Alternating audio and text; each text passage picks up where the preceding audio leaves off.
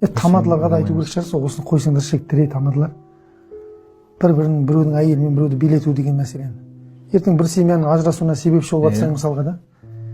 Жақсы, сен тойыңа ақысын алып кеттің, мына жақта бір семья шайқалып жатыр да.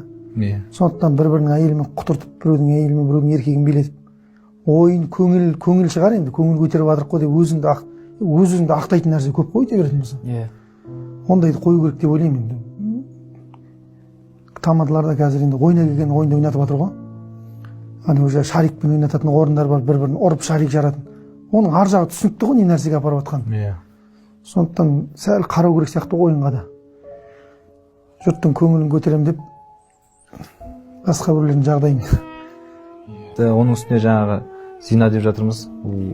Неше түрлі жиындар бар, корпоратив дейді. Жаңағы әйел өзінің коллективімен, жаңағы еркек өзінің жұмыстастарымен, сөйтіп неше түрлі тойлар болады, жаңа жылды қарсы алуы мүмкін. Тіпті екеуі бір тойға барғанның өзінде де әйелін билетіп қойып, бір басқа еркекпен қарап отырғандар, мәз болып қол шапалақтап, менің әйелім жеңіс екен деп отырғандар көп қой мысалы қазір.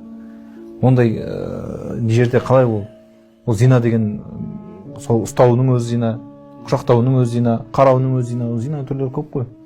Осының бәрі отбасын бұзуға алып келетін нәрселер ғой енді.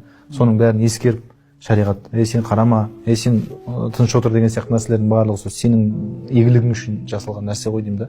Көбісі ойлайды ғой, ойбай бір шектеулер кілең қатаң, шариғат анау болмайды, мынау болмайды деп. Болмайтын ар жағында сен үшін үлкен бір қайыр жатыр ғой деймін да. Бақыт бар ғой, сенің тыныштығың, жан тыныштығың бар ғой. Сол ғой.